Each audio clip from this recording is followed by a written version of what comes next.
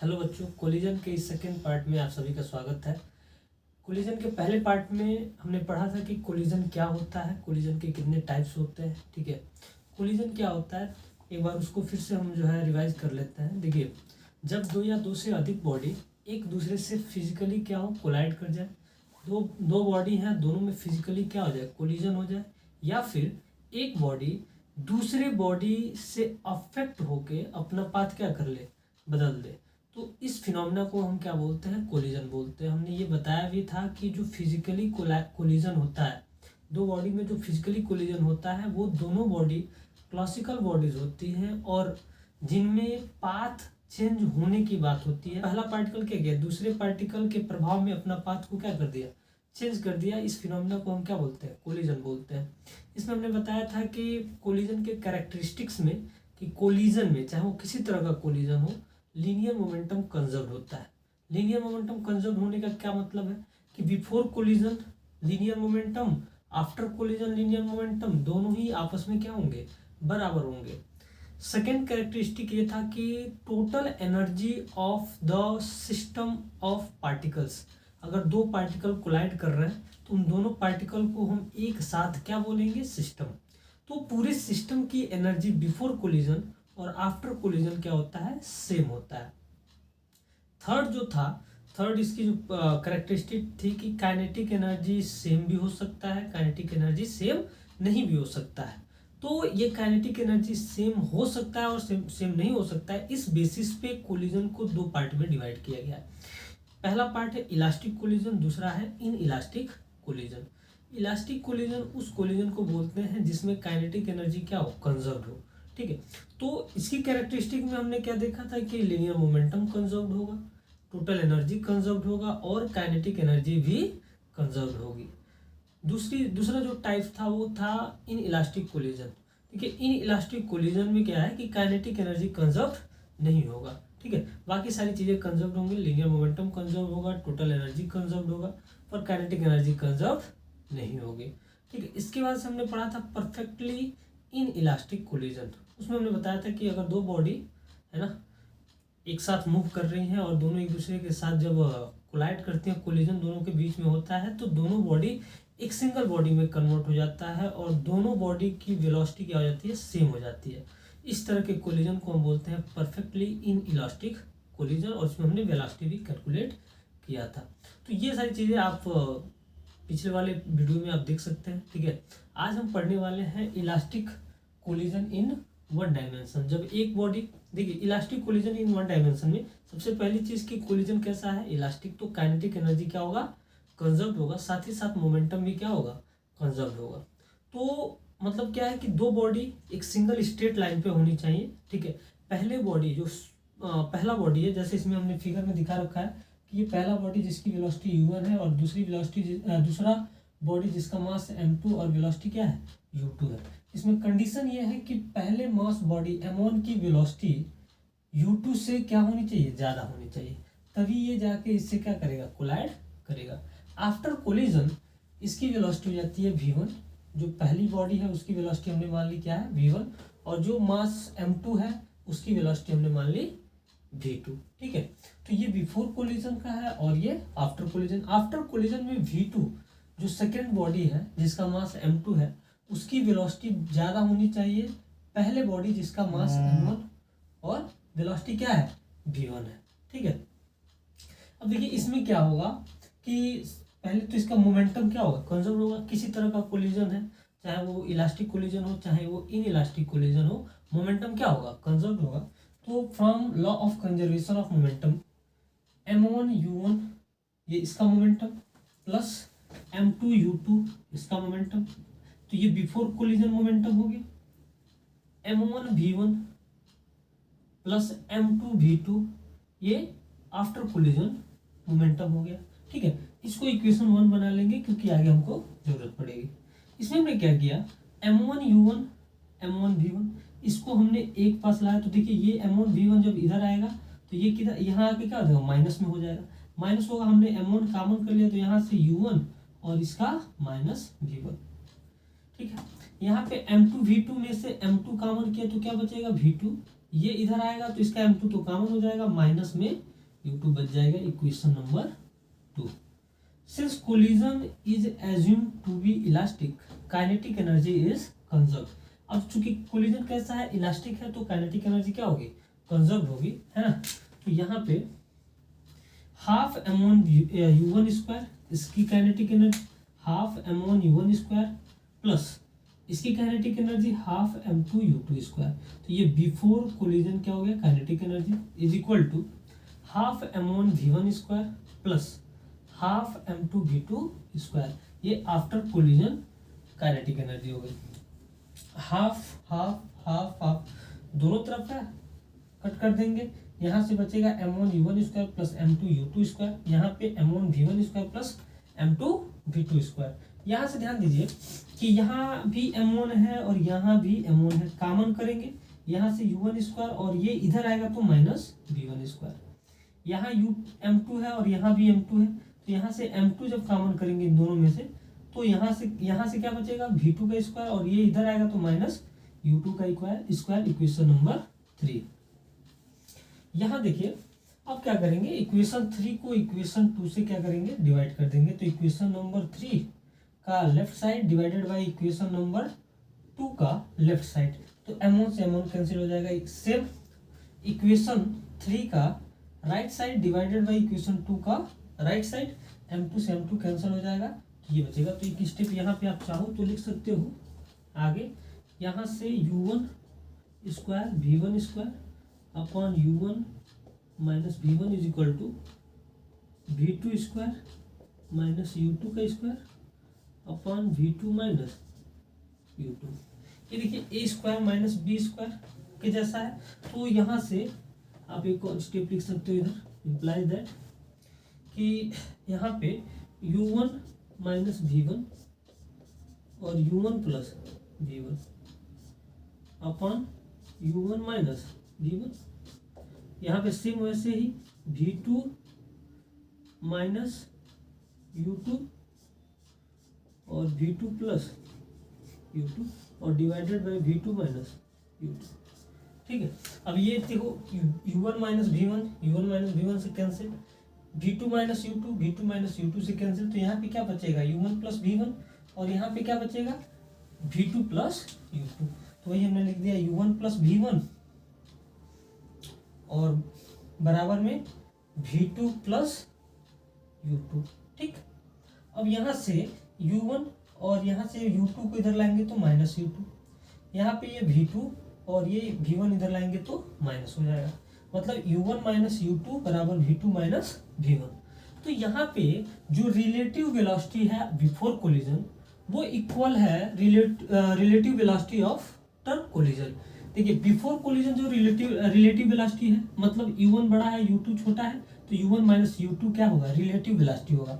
यहाँ पे v2 बड़ा है v1 छोटा है, तो v2 माइनस v1 क्या होगा, रिलेटिव वेलोसिटी होगा, और दोनों क्या है, बराबर। ठीक है, तो इसका मतलब क्या है, इलास्टिक कोलिजन में, परफेक्टली इलास्टिक कोलिजन में कह सकते हैं कि जो रिलेटिव वेलोसिटी है बिफोर कोलिजन और आफ्टर कोलिजन वो क्या होंगे, सेम होंगे। और इसको हम देखेंगे नेक्स्ट सेक्शन के अंदर। सेक्शन में हमने ये दो इक्वेशन कैलकुलेट कर लिया था, है ना।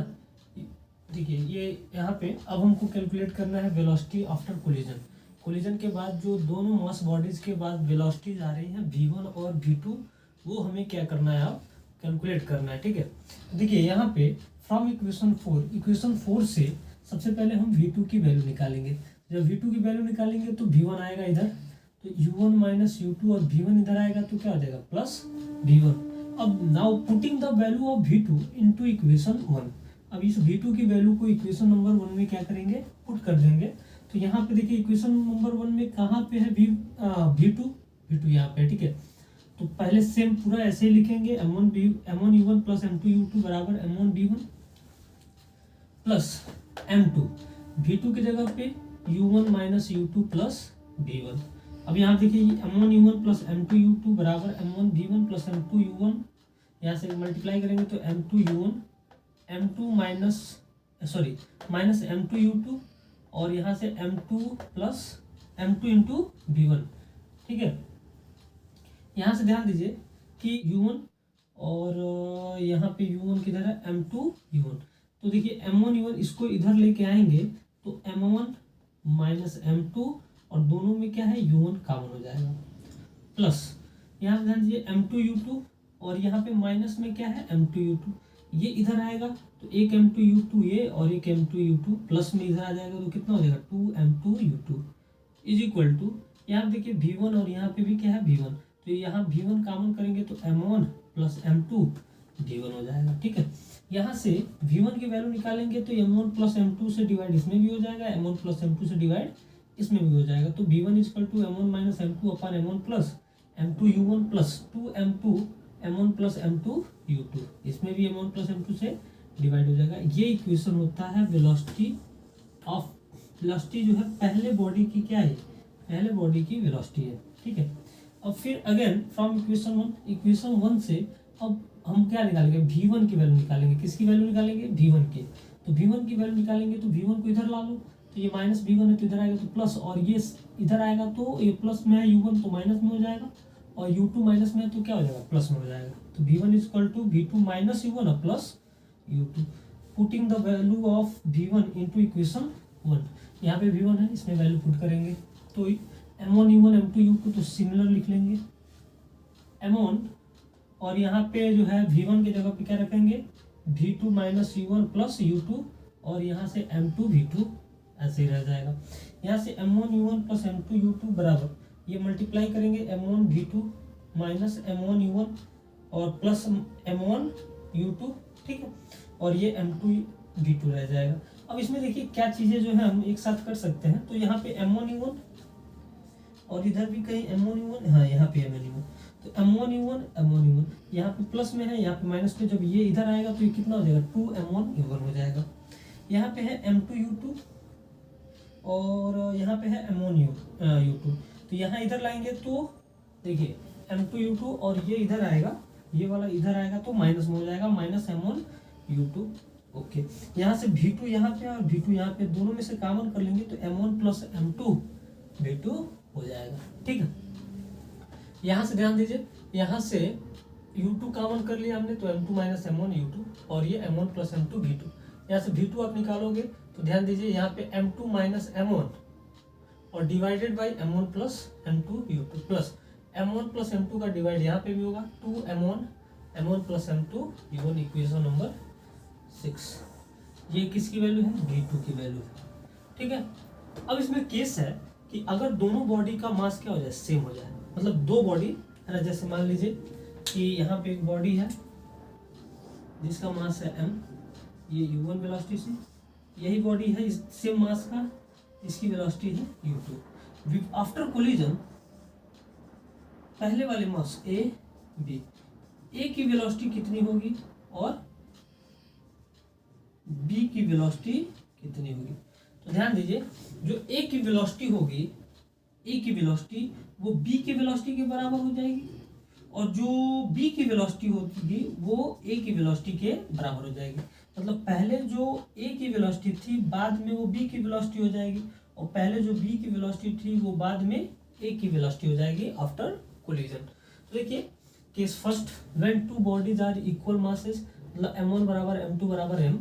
Now from equation 5, equation number 5 में हम क्या करें, M1 M2 के बराबर M रखें तो यहाँ पे भी M, यहाँ पे भी M, यहाँ पे भी M, यहाँ पे भी M, यहाँ पे भी M, यहाँ पे भी M, यहाँ पे भी M रखेंगे तो M माइनस M, तो ये तो 0 दे देगा, पूरा खत्म। ये यहाँ पे 2 और यहाँ पे क्या था M2, क्या था 2M2, M2 की जगह पे M, M1 प्लस M2 की जगह पे MM U2, तो ये 2M नीचे भी 2M हो जाएगा, कट जाएगा तो क्या बचेगा U2, मतलब V1 बराबर U2, जो V1 यहाँ होना चाहिए वो किसके बराबर होगा U2 के बराबर हो जाएगा।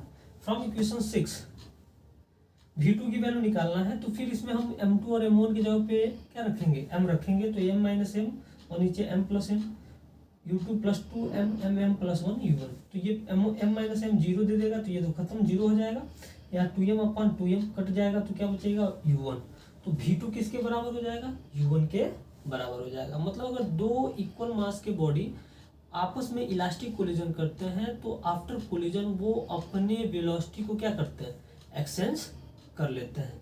कुछ और केसेस बचे हैं जो हम देखेंगे नेक्स्ट सेक्शन के। दूसरा केस देखते हैं, case second, when target body that is m2 in this case initially at rest. मतलब अब इस केस में क्या होगा कि इसमें m1 तो मूव करेगा पर m2 हमेशा किस में रहेगा, रेस्ट में रहेगा। ठीक है, तो इसमें जो टारगेट बॉडी है m2 उसको हमेशा रेस्ट में रखना है। अब इसमें हम जो है v1 और v2 देखेंगे जब टारगेट बॉडी क्या हो, रेस्ट में हो। तो टारगेट बॉडी रेस्ट में होने का मतलब क्या है कि इसकी जो वेलोसिटी है, इनिशियल वेलोसिटी, वो क्या हो जाएगी, 0 हो जाएगी। अब देखिए जो v1 हमने निकाला हुआ है, v1 और v2, उसमें u2 का मान क्या करेंगे, u2 का मान 0 रखेंगे।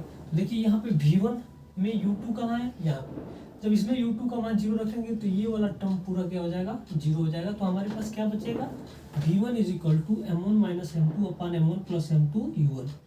ठीक, v2 में देखिए u2 यहाँ पे है तो u2 का मान 0 रखेंगे तो ये पूरा टर्म क्या हो जाएगा, 0 हो जाएगा। तो बचेगा क्या, 2m1 upon m1 plus m2 u1। ठीक है, तो यहाँ पे v2 equal to 2m1 upon m1 plus m2 u1। ठीक है, कोई दिक्कत नहीं यहाँ पे। अब यहाँ पे सब केस क्या है कि व्हेन m1 बराबर m2 बराबर m, अगर दोनों बॉडी क्या हो जाए, दोनों मास बॉडी क्या हो जाए सेम, एक बॉडी जो रुका हुआ है, दूसरा u1 वेलोसिटी से चल रहा है। कितने से चल रहा है, u1 वेलोसिटी से आगे बढ़ रहा है। तो तब क्या होगा, तो पहली चीज इसमें कि v1 के लिए देखिए कि m1 यहाँ पे भी m, यहाँ पे भी m, यहाँ पे भी m, यहाँ पे भी m, v1, तो यहाँ पे m माइनस m क्या हो जाएगा, 0। तो v1 कितना आएगा, 0 आएगा। मतलब क्या है कि m अगर ये u वेलोसिटी से चल रहा है और एक मास सेम मास का ये रुका हुआ है, रेस्ट पे है, तो इसमें जो है अब जो ये m1 है, ये वाला बॉडी A और इसको मान लेते हैं बॉडी B, तो ये आफ्टर कोलिजन जो है ये वाला बॉडी आके यहाँ पे रुक जाएगा, बॉडी A रुक जाएगा, और बॉडी जो B है, बॉडी B, ये जो है u1 वेलोसिटी से आगे बढ़ जाएगी। देखिए v2 के लिए यहाँ पे m, यहाँ पे भी m, यहाँ पे भी m, तो 2m अपॉन 2m से 2m कट जाएगा u1। तो जो बॉडी B है वो इसकी वेलोसिटी ले लेगी, है ना, पहले बॉडी की वेलोसिटी ले लेगी और आगे बढ़ जाएगी, लेकिन पहली बॉडी क्या हो जाएगी, रेस्ट पे आ जाएगी। सब केस सेकंड है कि when m1 is greater than m2, मतलब जो m1 है ना, वो मास में बहुत बड़ा हो जाए। जैसे मान लीजिए कि ये हो जाए, मान लो कि 10 kg है ना, मतलब 10 kg हो जाए, और जो टारगेट बॉडी है वो हो जाए 100 kg। ठीक है, तो उस केस में देखिए m1 बहुत बड़ा है m2 से, तो इस केस में m2 को हम क्या लगभग 0 के बराबर मान लेंगे। तो v1 में m2 को 0 रखेंगे यहाँ पे और यहाँ पे 0 रखेंगे, तो m1 अपॉन m1 u1, तो m1 से m1 कैंसिल हो जाएगा u1, तो v1 की वेलोसिटी कितनी हो जाएगी, u1। ठीक, और v2 के केस में देखिए यहाँ पे m2 को 0 रखेंगे तो 2m1 अपॉन m1 u1, तो इस केस में m1 से m1 कट जाएगा तो 2u1 हम बचेगा। मतलब ये है कि ये आ गया मान लो m1 और ये हो गया m2। क्या है ये, m2 बहुत छोटा है और ये u1 वेलोसिटी से चल रहा है। तो जब कोलिजन होगा तो कोलिजन के बाद से है ना, ये m1 वेलोसिटी, ये m1 जो मास है ये अपने ही वेलोसिटी से आगे बढ़ेगा u1 से, लेकिन ये छोटा वाला मास जो है m2, थोड़ा सा और बड़ा बना देते हैं m1, और ये छोटा वाला m2 जो है ये इसकी दोगुनी वेलोसिटी ले लेगा। ठीक है, तो यहाँ पे इस केस में है ना m1 अपने ही वेलोसिटी से रहेगा, लेकिन m2 दोगुने वेलोसिटी से आगे मूव करेगा, पहले वाले वेलोसिटी के दोगुने वेलोसिटी से। ठीक, सब case third, when m1 is less than m2, अगर मान लो कि जो मास बॉडी आके टकरा रही है वो उसका मास क्या बहुत ही ज़्यादा कम हो और टारगेट बॉडी का मास बहुत ज़्यादा हो, इस केस में इसका हम मास लगभग क्या करेंगे, 0 के बराबर मान लेंगे। तो अब देखिए इसमें m1 को 0 रखेंगे, यहाँ पे भी 0 रखेंगे, तो minus m2 upon m2 u1 कटेगा, तो ये कितना हो जाएगा, माइनस u1। v1 का मान कितना आ गया, माइनस u1।